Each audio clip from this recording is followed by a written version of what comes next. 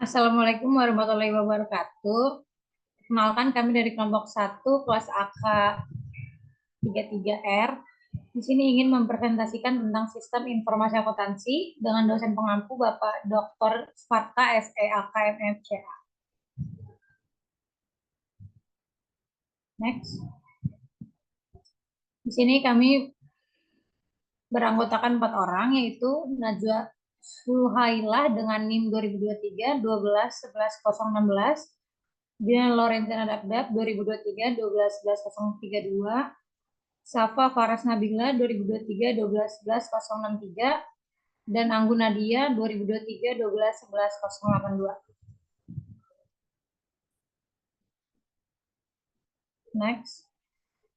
Selanjutnya ada tujuan pembelajaran. Yang pertama itu menggambarkan sistem informasi akuntansi dasar. Yang kedua mempersiapkan laporan keuangan dari neraca saldo yang disesuaikan dan membuat jurnal penutup. Lalu yang ketiga ada catatan dan merangkum transaksi dasar. Yang keempat mempersiapkan laporan keuangan untuk perusahaan dagang. Next.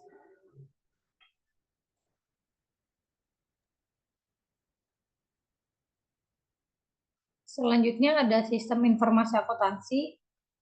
Terminologi dasar yang pertama itu ada peristiwa, yang kedua transaksi, yang ketiga akun, yang keempat akun nyata, yang kelima rekening nominal, yang keenam ada buku besar, yang ketujuh ada jurnal, yang ketujuh ada posting, yang kedelapan ada neraca saldo, yang kesembilan ada jurnal penyesuaian, lalu yang ke-10 ada laporan keuangan. Jadi di sistem informasi akuntansi ini, yang pertama itu ada peristiwa. Peristiwa itu adalah setiap kejadian yang memiliki dampak finansial pada suatu entitas. Contohnya itu ada pembelian barang, penjualan barang, penerimaan pendapatan, dan pembayaran utang. Kedua itu ada transaksi. Transaksi adalah pertukaran nilai antara dua pihak yang dapat diukur dalam satuan moneter dan memiliki dampak pada posisi keuangan entitas. Contohnya itu penjualan barang secara kredit, terus pembayaran gaji karyawan. Terus yang ketiga itu ada akun. Akun itu adalah rekening yang digunakan untuk mencatat peningkatan atau penurunan nilai dari suatu elemen laporan keuangan, seperti aktiva, kewajiban, ekuitas, pendapatan, dan beban. Contohnya dari akun ini ada akun kas, akun piutang usaha, dan akun persediaan. Yang keempat itu ada akun nyata. Akun nyata adalah akun yang saldonya akan dilanjutkan ke periode berikutnya karena mewakili elemen neraca seperti ekuitas, kewajiban, dan aktiva. Contoh dari akun nyata ini adalah akun kas, akun perlengkapan, dan akun utang usaha. Terus yang kelima itu ada rekening nominal. Rekening nominal adalah akun yang saldonya akan ditutup pada akhir periode karena mewakili elemen laporan laba rugi atau pendapatan dan beban. Contohnya yaitu akun pendapatan usaha dan akun beban gaji. Selanjutnya itu ada buku kas. Buku kas itu adalah kumpulan dari semua akun yang digunakan oleh suatu entitas. Fungsi dari buku besar ini adalah menyajikan informasi rinci tentang setiap transaksi yang terjadi. Selanjutnya itu adalah jurnal. Jurnal adalah catatan pertama kali dari suatu transaksi bisnis. Fungsi dari jurnal ini adalah mencatat transaksi secara kronologis sebelum diposting ke buku besar. Selanjutnya ada posting. Posting adalah proses memindahkan informasi dari jurnal ke buku besar. Fungsinya itu adalah mengklasifikasikan transaksi ke dalam akun yang sesuai. Selanjutnya ada neraca saldo. Neraca saldo adalah daftar semua akun dalam buku besar beserta saldonya pada suatu tanggal tertentu. Fungsi dari neraca saldo adalah memeriksa keakuratan dari pencatatan, dan sebagai dasar untuk membuat jurnal penyesuaian. Terus ada jurnal penyesuaian. Jurnal penyesuaian ini adalah jurnal yang dibuat pada akhir periode untuk menyesuaikan akun-akun sehingga laporan keuangan dapat disajikan dengan akurat. Contohnya ini adalah penyesuaian beban dibayar di muka, penyesuaian pendapatan diterima di muka. Terus ada laporan keuangan, yaitu dari rangkuman informasi keuangan suatu entitas pada periode tertentu. Jenisnya itu ada neraca, laporan laba rugi, laporan perubahan modal, dan laporan arus kas. Yang terakhir itu ada entry penutup. Di sini entry penutup itu adalah jurnal yang dibuat pada akhir periode untuk menutup akun-akun nominal dan mentransfer laba bersih ke akun modal. Next.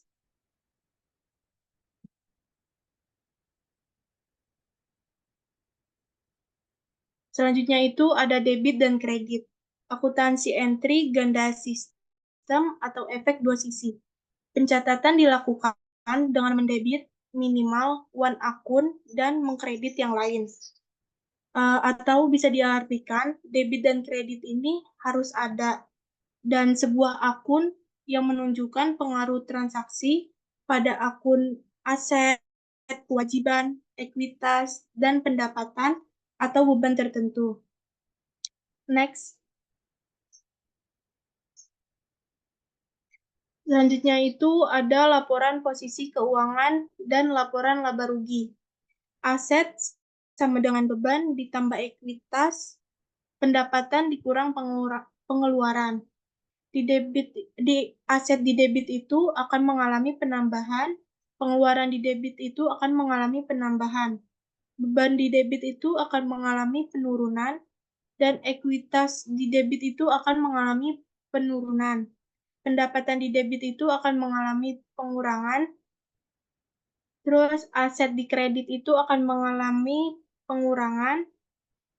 Beban di kredit itu akan mengalami penambahan. Ekuitas di kredit itu akan mengalami penambahan. Dan pendapatan di kredit itu akan mengalami penambahan. Dan pengeluaran di kredit itu akan mengalami penurunan. Next. Selanjutnya ada persamaan akuntansi. Di sini ada aset sama dengan liabilities ditambah equity. Hubungan antara aset kewajiban dan equity suatu bisnis, persamaannya itu harus seimbang karena setelah setiap transaksi, untuk setiap debit pasti ada suatu kredit. Contohnya itu di akun kas itu termasuk bagian dari aset. Jadi kalau kasnya itu bertambah, maka kas ada di debit. Next. Selanjutnya ada materi sistem entry ganda. Di sini itu ada contohnya, pemilik menginvestasikan sebesar 80.000 sebagai imbalannya saham biasa. Di sini aktifannya itu bertambah sebesar 80.000 dan ekuitasnya bertambah sebesar 80.000. Kenapa? Karena perusahaannya itu sudah menerima uang tunai. Next. Selanjutnya, contoh soal selanjutnya yaitu membeli peralatan kantor sebesar 9.400 untuk memberikan surat perjanjian sebesar 3%. Aktifannya di sini mengalami penambahan sebesar 9.400 dan kewajibannya juga mengalami penambahan sebesar 9.400. 3% di sini itu tidak diapa-apain karena perusahaannya itu karena baru adanya surat perjanjian. Next. Selanjutnya itu ada contoh soal mengeluarkan uang tunai sebesar 300 untuk gaji karyawan. Di sini aktifannya itu mengalami penurunan sebesar 300 dan ekuitasnya juga mengalami penurunan sebesar 300 untuk pengeluarannya. Kenapa? Karena perusahaannya itu sudah mengeluarkan uang tunai untuk menggaji para karyawannya. Next.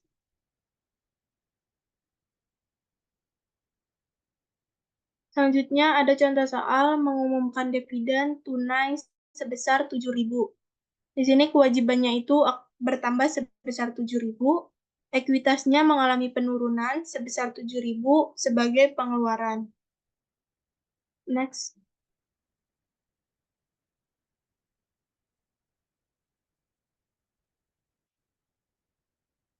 Selanjutnya ada contoh soal melunasi kewajiban jangka pendek sebesar 5.000. Berarti di sini aktifannya itu mengalami penurunan sebesar 5.000, ekuitasnya juga mengalami penurunan sebesar 5.000 karena telah melunasi kewajiban. Next.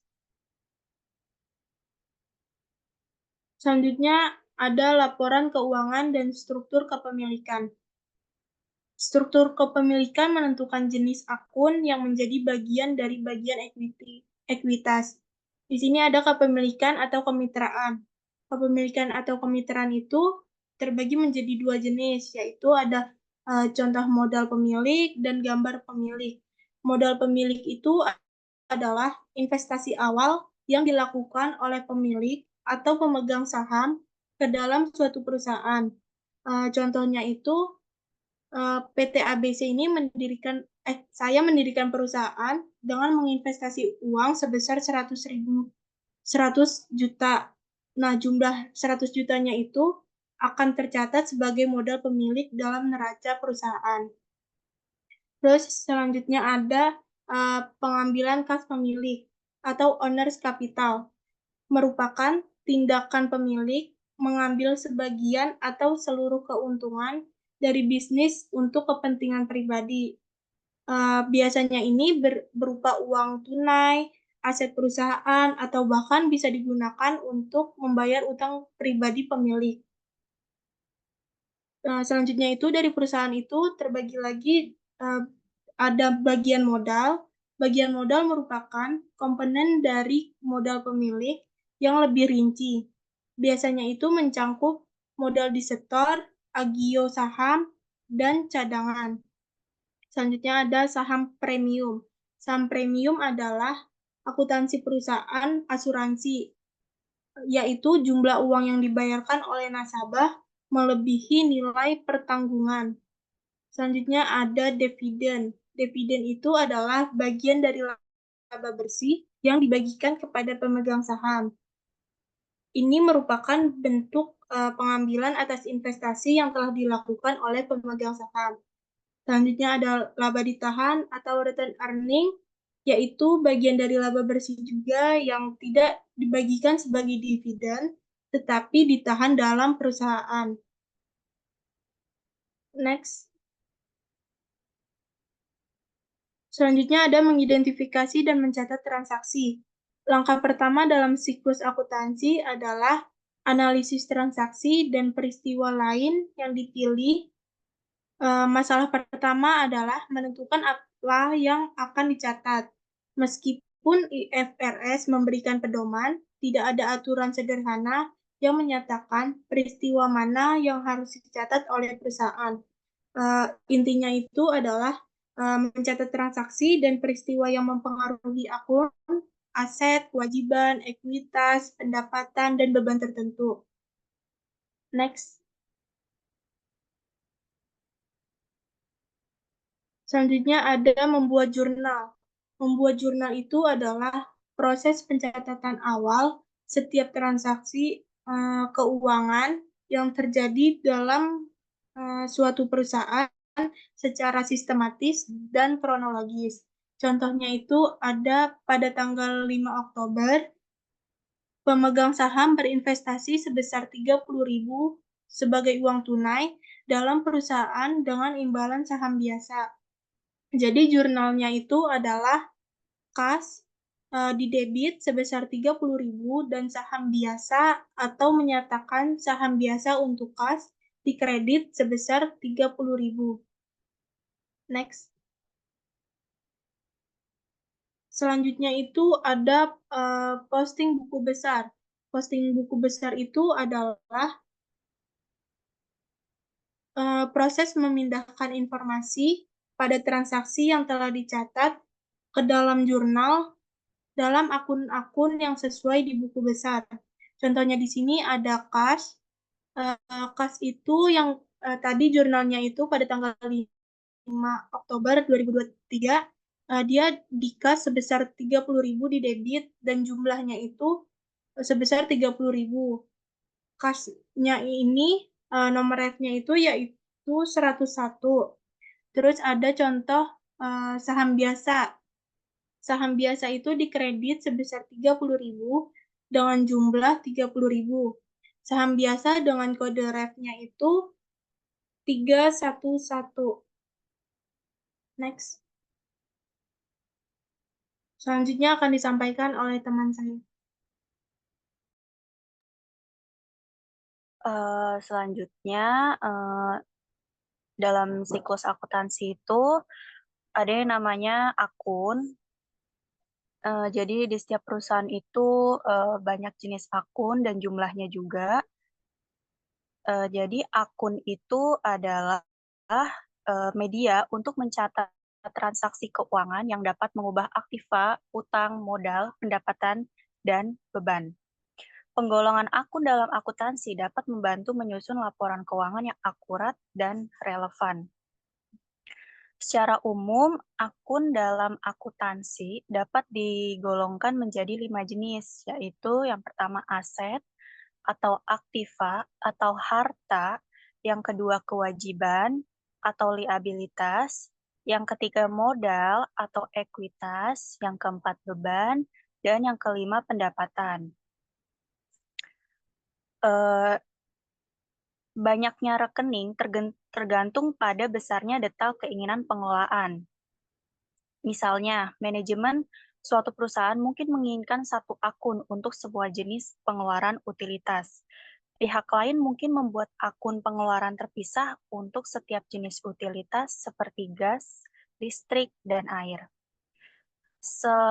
Selain akun, terdapat juga bagan akun atau chart of account, atau yang disebut COA. Chart of account adalah bagan akun yang terdaftar dalam semua kode akun keuangan yang disusun secara sistematis dan teratur dalam buku besar perusahaan.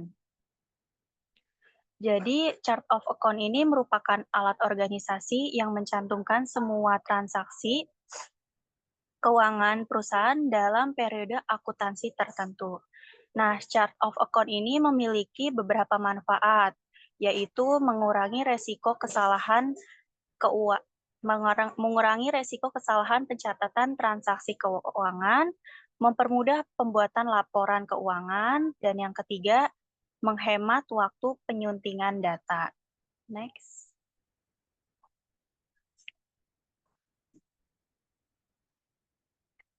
Lalu setelah akun, lalu ada bagan akun. Yang ketiga ada proses perekaman. Nah, hal ini proses perekaman itu atau analisis transaksi itu tujuannya untuk menentukan jenis rekening yang terlibat. Kemudian kita nanti akan menentukan nih apakah terdapat dalam debit atau kredit ke rekening tersebut.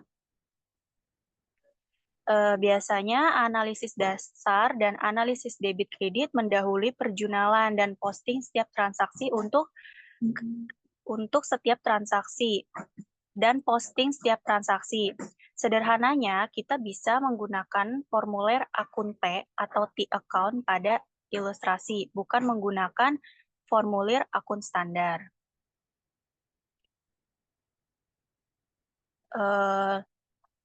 Oh ya, sebelum proses perekaman, chart of account itu, jadi masing-masing akun itu punya nomor akun. Di antaranya yang pertama aset, dengan nomor 101 yaitu cash, account receivable dengan nomor akun 112, lalu ada allowance for doubtful account atau AFDA dengan nomor akun 113, dan sebagainya. Lalu yang kedua ada liabilitas atau kewajiban dengan nama akun notes payable dengan nomor akun 200, ada account payable dengan nomor akun 201, unearned service revenue dengan nomor 209, salaries and wages payable dengan nomor akun 212, dan yang terakhir ada interest payable dengan nomor akun 230. Lalu yang ketiga ada equity. Nah, equity ini ada share capital ordinary dengan nomor akun 311, return earning dengan nomor akun 320, lalu ada dividen dengan nomor akun 332, dan terakhir ada income summary dengan nomor akun 350.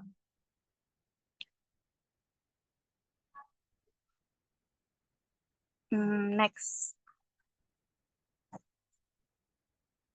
Setelah proses perekaman, ada neraca saldo.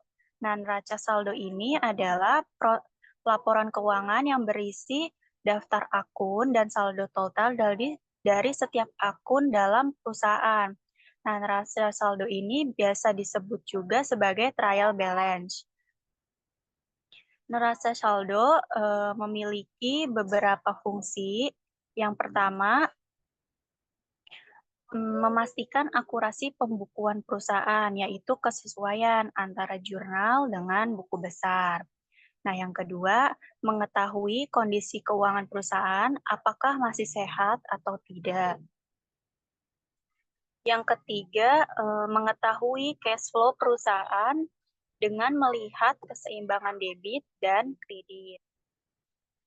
Nah, neraca saldo itu disusun secara sistematis berdasarkan kode akun dari buku besar perusahaan pada periode tertentu, dan neraca saldo dibuat setelah jurnal selesai dibukukan sesuai masing-masing rekeningnya di buku besar.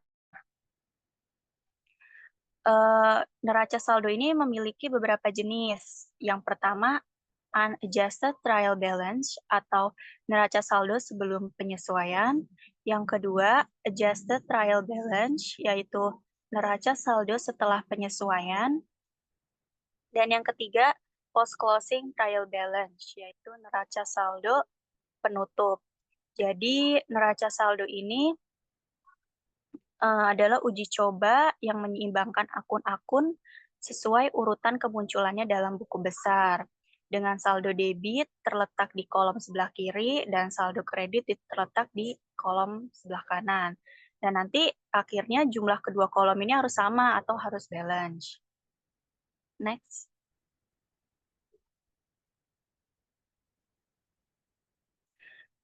Nah, ini ada contoh neraca saldo PT XYZ periode Desember 2019. Yang pertama dengan nomor akun 101, kas sebesar 2 juta di debit. Nomor akun 103, piutang dagang sebesar 500.000 di debit. Nomor akun 104, persediaan barang dagang sebesar 6 juta di debit. Lalu nomor akun 203, hutang dagang sebesar 1 juta di kredit. Nomor akun 222, modal PT sebesar 7 juta di kredit. Nomor akun 324, Prive PT sebesar 1 juta di debit. Nomor akun 401, penjualan sebesar 2.800.000 di kredit. Nomor akun 402, return penjualan sebesar 1 juta di debit. Dan yang terakhir, nomor akun 404, potongan penjualan sebesar 300.000 di debit. Setelah itu, jumlah debit kita jumlahkan sebesar 10.800.000 dan kolom kredit sebesar 10.800. Jadi kolom debit dengan kredit ini harus sama atau harus balance. Next.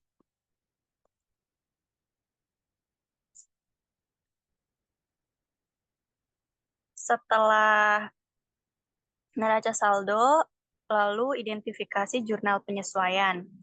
Jurnal penyesuaian ini adalah entry dalam buku besar perusahaan yang dibuat pada periode akuntansi untuk mencatat pendapatan atau pengeluaran yang belum diakui untuk periode tersebut. Nah, jurnal penyesuaian ini memiliki beberapa fungsi. Yang pertama, menghitung pendapatan dan beban dalam periode tertentu. Yang kedua, menetapkan saldo catatan akun buku besar pada akhir periode. Yang ketiga, mengoreksi kesalahan dalam pencatatan keuangan. Yang keempat, memperhitungkan perubahan nilai aset atau kewajiban. Dan yang terakhir, mencerminkan jumlah yang sebenarnya sebelum menyusun laporan keuangan. Jadi jurnal penyesuaian juga memungkinkan pelaporan pendapatan dan pengeluaran yang tepat pada laporan laba rugi untuk periode tersebut. Next. Nah, jurnal penyesuaian ini memiliki dua jenis. Yang pertama penundaan, yang kedua akrual. Nah, yang penundaan ini terbagi menjadi dua jenis lagi. Yang pertama biaya dibayar di muka, yang kedua pendapatan diterima di muka. Kalau jurnal penyesuaian untuk akrual dibagi menjadi dua jenis juga. Yang pertama pendapatan yang masih harus dibayar, yang kedua biaya yang masih harus dibayar. Next. Untuk jurnal penyesuaian penundaan atau ditangguhkan, maksudnya adalah pendapatan yang ditangguhkan ini muncul dari pembayaran yang diterima sebelum pendapatan diperoleh. Nah, biaya yang ditangguhkan merupakan uang yang diterima, uang yang dibayar sebelum menerima barang atau jasa sebelum pendapatan terkait diperoleh. Next. Nah, di sini ada gambar atau ilustrasi untuk jurnal penyesuaian penundaan atau ditangguhkan. Jadi untuk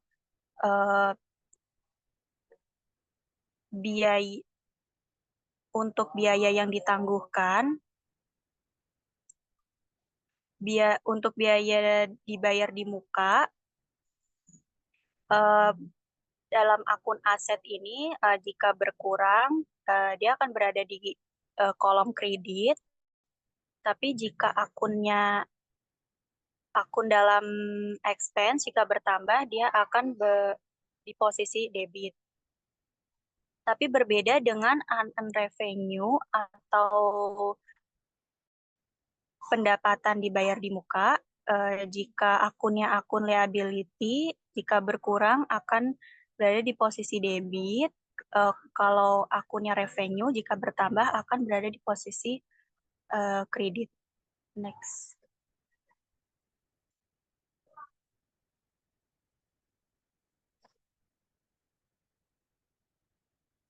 Nah, yang pertama untuk biaya dibayar di muka.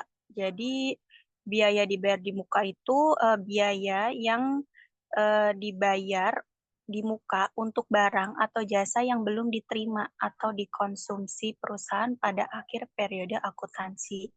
Nah, biasanya biaya dibayar di muka ini disebut juga sebagai, maksudnya biaya dibayar di muka ini, biaya ini biasanya dicatat sebagai aset lancar dalam neraca. Nah, biaya dibayar di muka itu biaya yang dibayar di awal sebelum kita menggunakannya. Jadi kita memperoleh biaya prabayar saat kita membayar sesuatu yang akan kita terima dalam waktu dekat. Nah, jadi setiap kita membayar sesuatu yang belum kita gunakan, kita ini harus tahu melalui jurnal akuntansi biaya dibayar di muka. Untuk biaya dibayar di muka ini contohnya seperti asuransi, persediaan, periklanan, sewa menyewa, bangunan, dan peralatan. Next.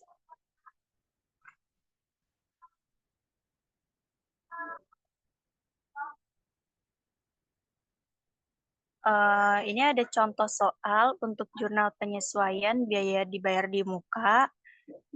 Kita mengambil salah satu contohnya yaitu persediaan.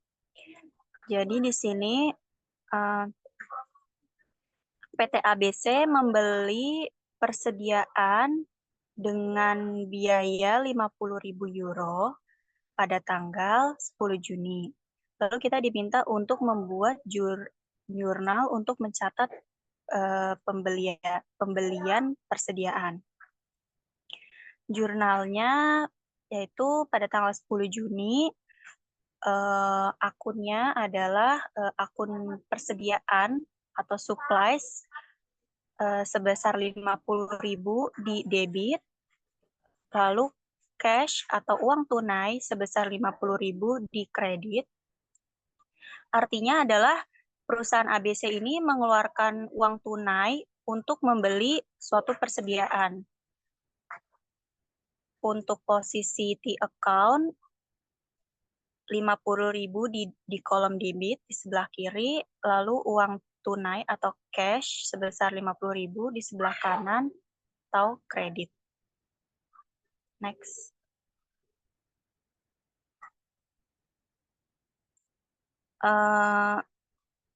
Masih pada perusahaan yang sama, yaitu PT ABC. Pada tanggal 30 Juni terjadinya penutupan bisnis pada perhitungan persediaan sebesar $20.000 dari persediaan yang masih ada di tangan. Lalu kita diminta untuk membuat jurnal. Lalu pada tanggal 30 Juni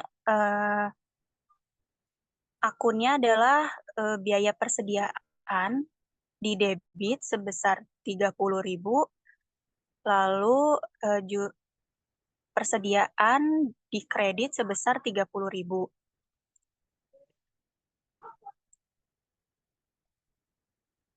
Coba next lagi deh, angkanya kurang. Untuk posisi T account-nya, akun persediaan, karena terjadinya penutupan bisnis, jadi nominal awal yang di soal sebelumnya 50.000 ini kita kurangkan dengan perhitungan persediaan sebesar 20.000. Jadi yang dimasukkan ke jurnal ini adalah nominal sisanya, yaitu 30.000, yang posisinya ini ada di sebelah kanan, yaitu kredit. Dan untuk biaya persediaannya, 30.000-nya ini berada di debit. Next.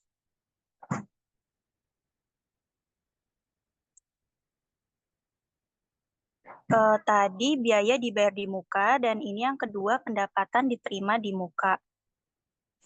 Pendapatan diterima di muka ini adalah transaksi yang dicatat sebagai utang, tetapi akan menjadi pendapatan di kemudian hari. Jadi hal ini tuh terjadi ketika perusahaan menerima pembayaran atas suatu pekerjaan, namun perusahaan belum menyelesaikannya. Nah, contohnya itu seperti sewa menyewa, tiket pesawat, biaya pendidikan, langganan majalah, simpanan pelanggan. Jadi intinya biaya diterima di muka ini penerimaan tunai sebelum pendapatannya itu dicatat. Next.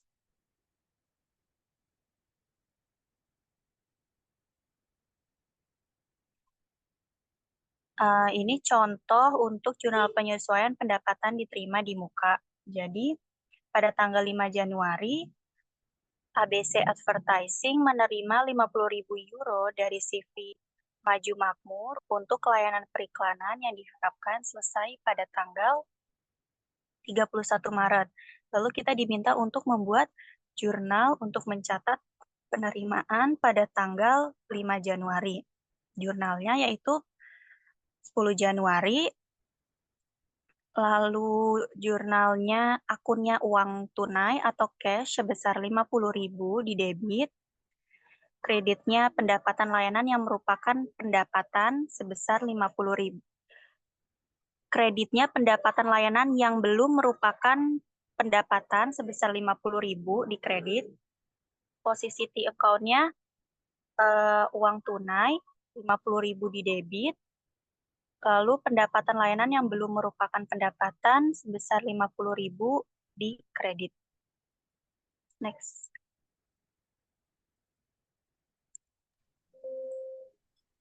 Selanjutnya itu ada lanjutan jurnal penyesuaian untuk pendapatan diterima di muka. Maksudnya itu pendapatan diterima di muka atau bisa disebut dengan unread revenue adalah salah satu dari banyak transaksi yang berkaitan dengan akuntansi. Ini adalah saat pelanggan membayar sejumlah uang sebelum produk atau jasa yang mereka pesan diterima. Maksudnya itu juga pendapatan diterima di muka terutama digunakan untuk mendukung biaya operasional dan meningkatkan likuiditas dan memberi profil pendapatan yang lebih baik bagi perusahaan. Nah, contohnya itu seperti yang sudah dipaparkan PPT, evaluasi layanan ABC Outsourcing dilakukan untuk CV maju selama bulan Januari. Perusahaan memutuskan bahwa mereka harus mengakuinya sebesar 10.000 euro pendapatan pada bulan Januari. Dan penulisan jurnalnya itu pada tanggal 31 Januari di posisi debit, nama akunnya pendapatan layanan yang merupakan pendapatan sebesar 10.000 euro di posisi debit, lalu pendapatan layanan di posisi kredit sebesar 10.000 euro. Dan penulisan T account-nya itu pada bagian pendapatan layanan di posisi kredit itu 50.000 euro dari soal yang sebelumnya, lalu dimasukkan lagi dari pendapatan layanan sebesar 10.000 euro. Lalu di pendapatan layanan yang belum merupakan pendapatan, di posisi debitnya itu ada 10.000 euro, di posisi kreditnya itu ada 50.000 euro, lalu dikurangkan jadi di posisi kredit sebesar 40.000 euro. Next. Selanjutnya menyesuaikan entry untuk akrual. Entry jurnal untuk pendapatan diterima di muka menunjukkan debit ke akun pendapatan diterima di muka dan kredit ke akun kas. Setelah jurnal penyesuaian dibuat, ketika pendapatan yang diterima di muka menjadi pendapatan penjualan akun, pendapatan penjualan di debit, dan akun pendapatan diterima di muka di kredit.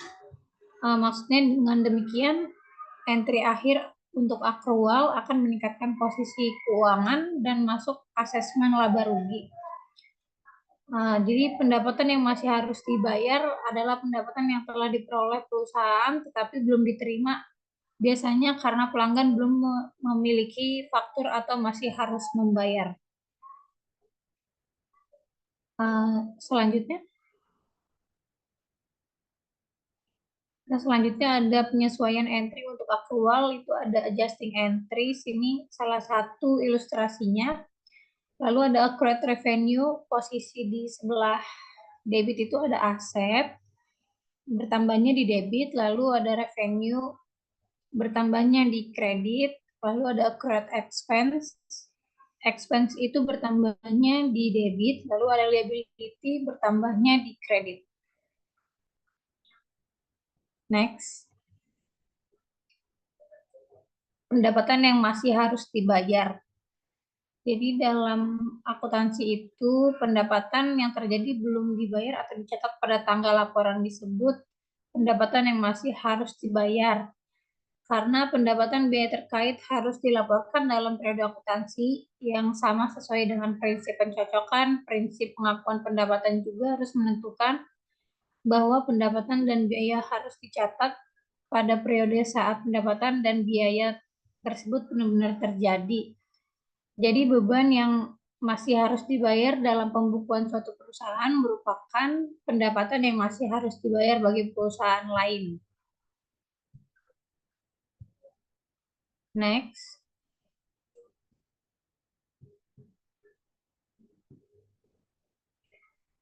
Selanjutnya ada contoh jurnal penyesuaian untuk akrual.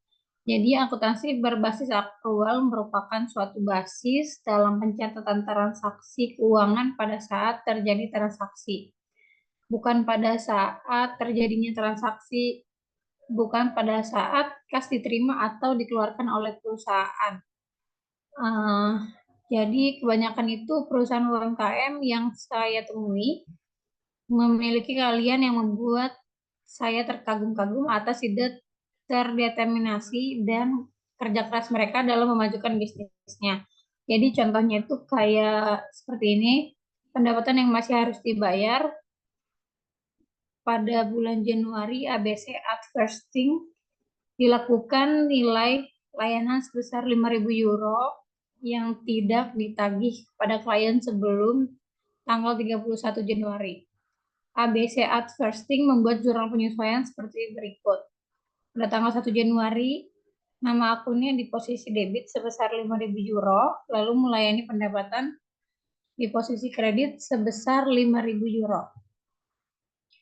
Dan penulisan di akunnya itu piutang usaha di sebelah debit sebesar 10.000 di kolom sebelumnya, lalu ada 5.000 dari akun piutang, jadi dijumlahkan sebesar 15.000 di piutang usaha, lalu pendapatan layanan di posisi kredit memiliki jumlah yang sama 15.000 juga. Next.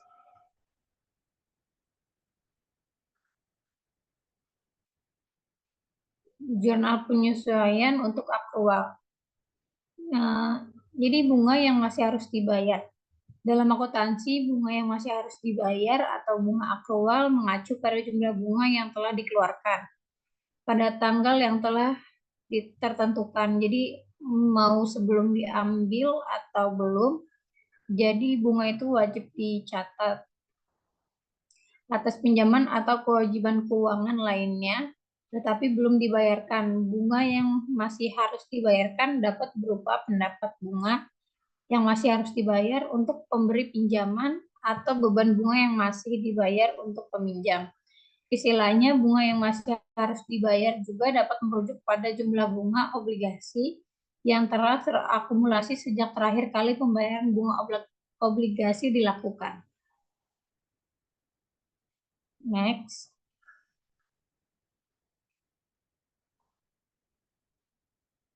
Selanjutnya itu ada bunga yang masih harus dibayar. Dalam kegiatan akuntansi, jadi setiap bunga itu harus dibayarkan karena masuk ke dalam pencatatan di setiap perusahaan. Contohnya, PT ABC Adversting ditandatangani catatan 3 bulan harus dibayar sejumlah 60.000 euro. Pada tanggal 1 Januari, Wesel ini memerlukan bunga pada tingkat tahunan sebesar 5%. Tingkat faktor menentukan besarnya akumulasi bunga. Jadi, nama akunnya itu ada face value of note sebesar 60.000 euro dikali dengan annual interest rate-nya 5%, lalu dikalikan dengan times in term of 1 year, jadi 1/12. Jadi hasilnya itu adalah 250 euro bunga pada tingkat tahunan. Selanjutnya,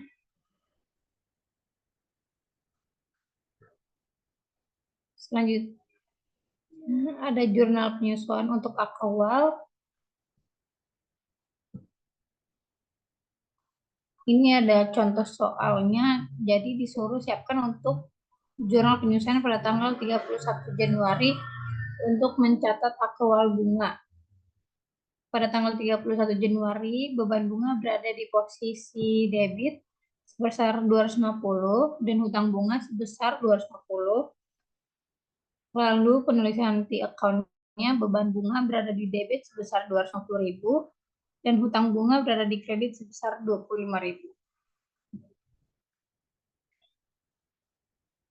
Next. Selanjutnya masuk ke gaji yang masih harus dibayar. dalam kegiatan akuntansi, gaji karyawan termasuk ke dalam akun laba atau rugi, di mana dalam akun tersebut gaji karyawan termaksud ke dalam beban. Hal itu terjadi karena karyawan dikeluarkan untuk mencapai keberhasilan dalam mewujudkan kinerja yang baik di setiap karyawannya. Jadi ini ada contoh soal karyawan menerima total gaji sebesar 20.000 euro untuk 6 hari kerja dalam seminggu atau 3.000 euro per hari. Diminta untuk siapkan jurnal penyesuaian pada tanggal 31 Januari untuk mencatat akrual gajinya. Next. Pada tanggal 31 Januari, nama akunnya beban gaji dan upah sebesar 6.000 di posisi debit. Lalu ada utang gaji dan upah di posisi kredit. Lalu penulisan di account-nya itu di debit sebesar 72.000 ditambah dengan 6.000 jadi 78.000 di posisi debit. Lalu di posisi kredit sebesar 6.000. Next.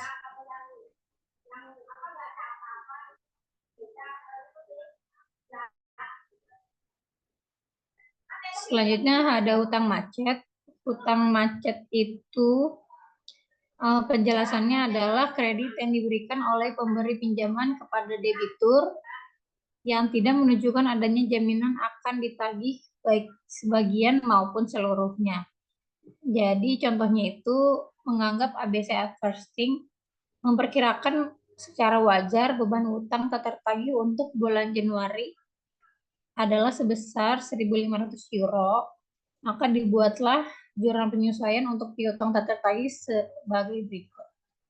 Pada tanggal 31 Januari, beban utang macet itu bernilai 1.500 euro di posisi debit, lalu penyisian utang tak tertagih sebesar 1.500 euro di posisi kredit. Selanjutnya, pembuatan T-account, penyisian utang tak tertagih sebesar 1.500 di posisi kredit, lalu beban utang macet di sebesar 1.500 euro di posisi debit. Next. Selanjutnya, adjust real balance. Jadi adjust real balance itu penyesuaian. Data penyesuaian antara debit dan kredit memiliki jumlah yang sama pada tanggal periode yang sudah ditentukan. Contohnya yang pertama itu ada cash berada di posisi debit sebesar 80.000 euro. Lalu ada account receivable sebesar 74.000 euro di posisi debit. Lalu ada allowance for doubtful account di posisi kredit sebesar 1.600.000 euro. Lalu ada supplies sebesar 10.000 euro di posisi debit. Lalu ada prepaid insurance di posisi debit sebesar 5.500 euro. Lalu ada equipment sebesar 50.000 euro di posisi debit. Lalu ada accumulated depreciation equipment sebesar 400 di posisi kredit. Lalu ada notes payable sebesar 50.000 euro di posisi kredit. Lalu ada account payable sebesar 25.000 euro di posisi kredit. Selanjutnya ada unread service revenue sebesar 8.000 euro di posisi kredit. Lalu ada sellers and wage payable sebesar 8.000 euro di posisi kredit. Lalu ada interest payable sebesar 500 euro di posisi kredit. Lalu ada share capital ordinary sebesar 100.000 euro di posisi kredit. Lalu ada dividen sebesar 5.000 euro di posisi debit. Lalu ada service revenue sebesar 106.000 di posisi kredit. Lalu ada salaries and wage expense sebesar 46.000 di posisi debit. Lalu ada supplies expense sebesar 15.000 di posisi debit. Lalu ada rent expense sebesar 9.000 di posisi debit. Lalu ada insurance expense sebesar 500 di posisi debit. Lalu ada interest expense sebesar 500 di posisi debit. Lalu ada depreciation expense sebesar 400 di posisi debit, dan yang terakhir ada bad debt expense sebesar 1.600 di posisi debit. Jadi total keseluruhannya antara debit dan kredit memiliki jumlah yang sama dan dinyatakan balance sebesar 297.500 euro.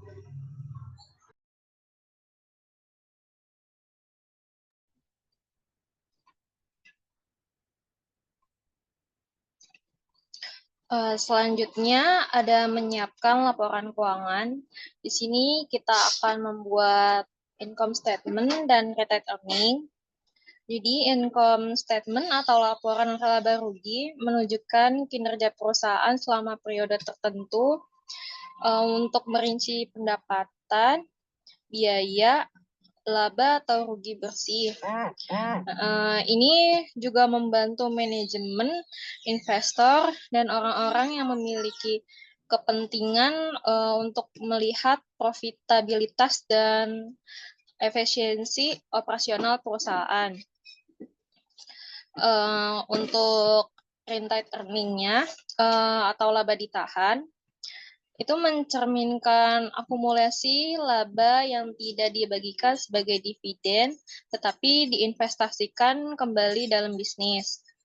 Ini penting untuk menunjukkan seberapa banyak modal yang dihasilkan oleh perusahaan digunakan untuk ekspansi, pelunasan hutang, atau cadangan dana untuk masa depan. Berdasarkan gambar, pertama, kita membuat income statement, di mana kita ambil akun pendapatan, di sini service revenue, terus kita ambil akun beban, itu expense, di sini ada salaries and wages expense, supplies expense, rent expense, insurance expense, interest expense, depreciation expense, and bad debt expense. Untuk revenue kita taruh di sebelah kredit, dan untuk expense kita taruh di debit. Dengan total semua net income-nya yaitu 33.000. Dan untuk pembuatan reinstated earning statement-nya, karena di sini reinstated earning pada 1 Oktober itu tidak ada, jadi kita nolin. Kita tambahkan net income sebesar 33.000 dari income statement tadi. Terus kita tambahkan dividen juga sebagai pengurang ya sebesar 5.000. Dengan total dengan hasil setelah dikurangi itu dengan hasil 28.000 untuk reinstated earning Oktober tanggal 31.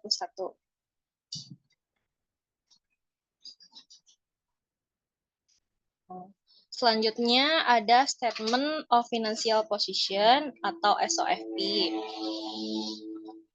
Jadi SOFP adalah laporan yang menunjukkan aset perusahaan, apa saja yang dihutangi oleh perusahaan, dan nilai yang tersisa bagi pemilik atau ekuitas pada waktu tertentu. Nah, neraca ini berguna untuk menilai kesehatan keuangan perusahaan, memahami bagaimana aset dibiayai, dan melihat kemampuan perusahaan dalam memenuhi kewajiban jangka pendek dan panjang, menjadikan alat penting untuk manajemen dan investor dalam membuat keputusan keuangan.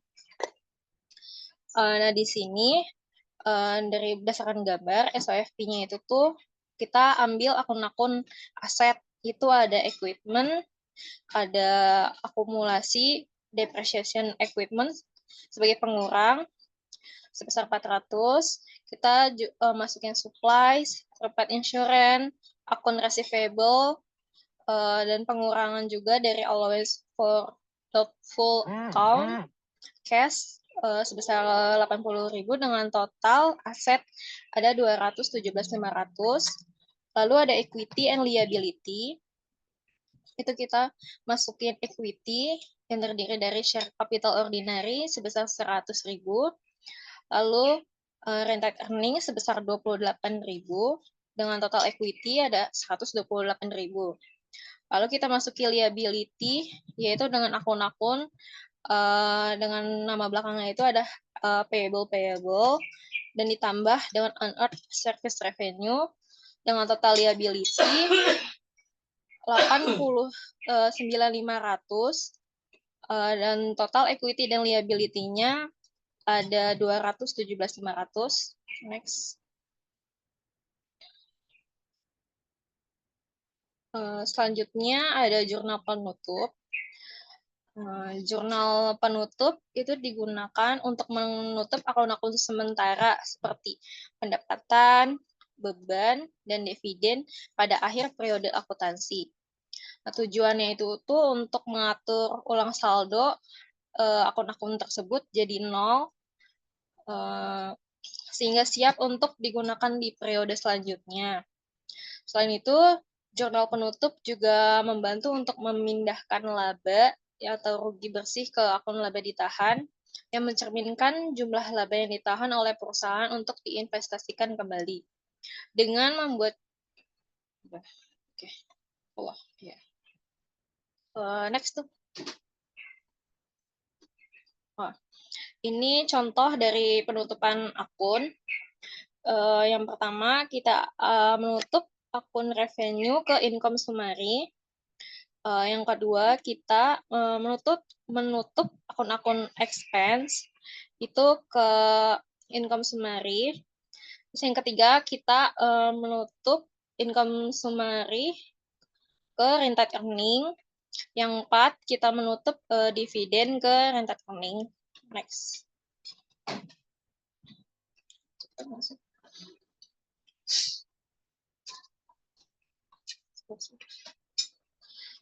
Selanjutnya ada post closing trial balance. Jadi post closing trial balance atau neraca saldo setelah penutupan adalah laporan yang disusun untuk memastikan bahwa semua akun sementara telah ditutup dan hanya akun tetap yang memiliki saldo. Nah, laporan ini tuh berfungsi sebagai alat pengendalian internal yang penting untuk memastikan bahwa semua langkah dalam siklus akuntansi telah dilakukan dengan benar sebelum mulai periode baru. Next.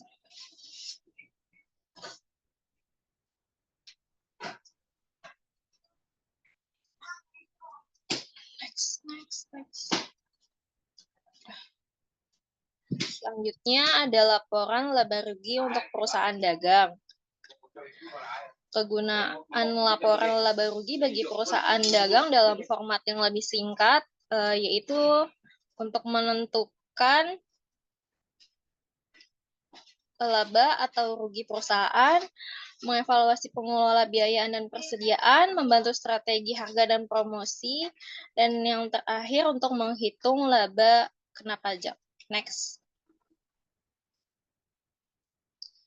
Selanjutnya ada rented earning atau laba ditahan untuk perusahaan dagang.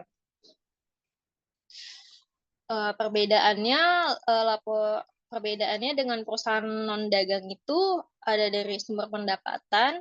Kalau perusahaan dagang tuh bersumber dari barang-barang yang didagangkan atau yang dijual. Terus yang kedua, perusahaan dagang itu HPP-nya mencakup biaya barang yang dibeli untuk dijual. Terus yang ketiga itu memiliki bagian khusus untuk HPP dan menghitung laba kotor. Next.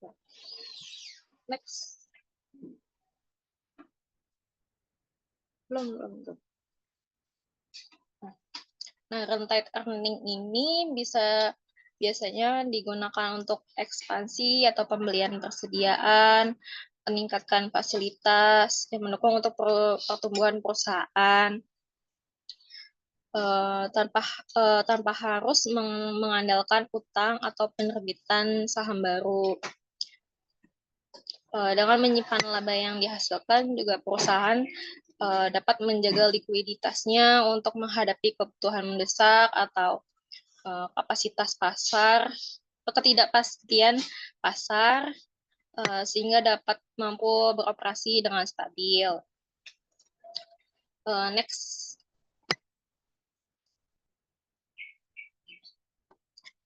SOFP kan. Selanjutnya ada SOFP.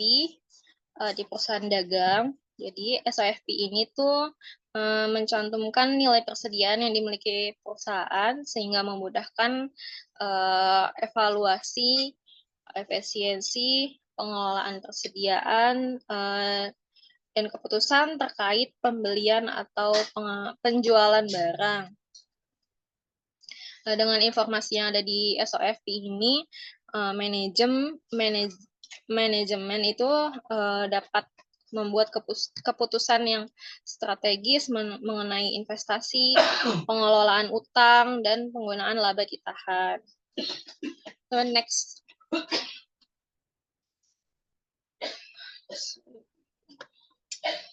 Next lagi.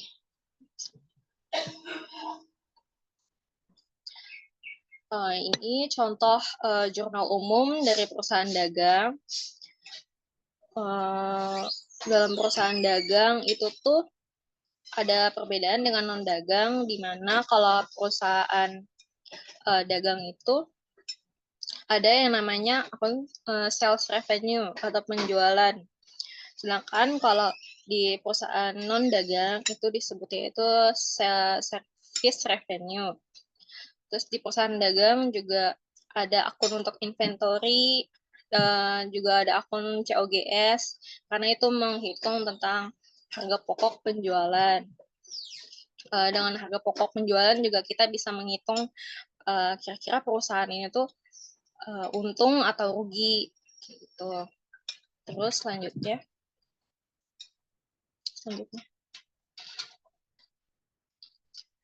ada perbandingan dari cash basis dengan accrual basis accounting. Nah, kalau dalam aspek pengakuan pendapatan, cash basis itu diakui saat uang diterima. Tapi accrual basis itu diakui saat diperoleh barang atau jasa yang diberikan. Yang kedua itu dalam pengakuan biaya, cash basis diakuinya itu saat uang udah dibayarkan. Kalau accrual basis itu diakui saat kewajiban terjadi, barang atau jasa yang diterima. Aspek ketiganya itu pengaruh pada laporan keuangan, cash basis mencerminkan arus kas yang sebenarnya. Terus kalau accrual basis itu mencerminkan kinerja secara akurat termasuk semua pendapatan dan biaya yang relevan. Yang terakhir itu dalam penggunaan, cash basis itu umumnya digunakan oleh usaha yang kecil atau individu, sedangkan accrual basis itu biasanya digunakan oleh perusahaan besar dan kompleks. Next. Selanjutnya ada SOFP atau Statement of Financial Position. Dalam perbedaannya antara cash basis dan accrual basis.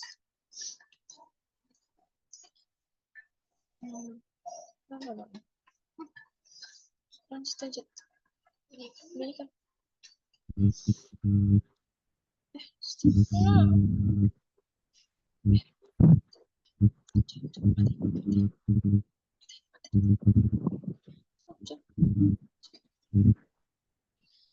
Selanjutnya ada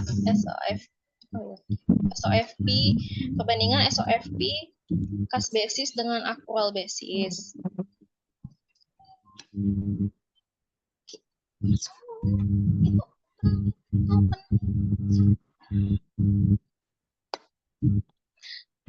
Dalam aspek pengakuan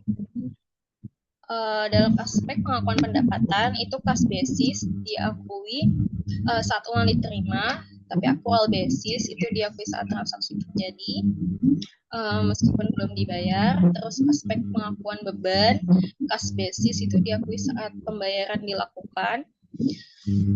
Terus untuk accrual basis itu diakui saat kewajiban muncul meskipun belum dibayar.